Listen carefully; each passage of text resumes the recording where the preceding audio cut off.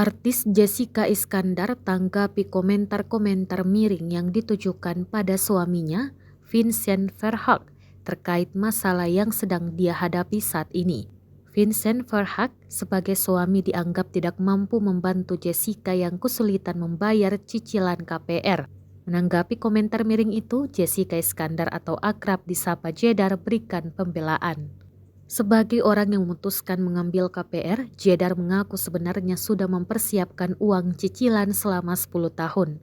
Tapi, karena berpikir untuk memutar uang supaya bisa menjadi passive income, akhirnya Jedar menggunakan uang itu untuk membeli sejumlah aset yang kini justru bermasalah. Jedar menegaskan bahwa suaminya adalah pria yang bertanggung jawab. Dia bahkan bersyukur ada Vincent di sampingnya menemani menghadapi masalah kali ini.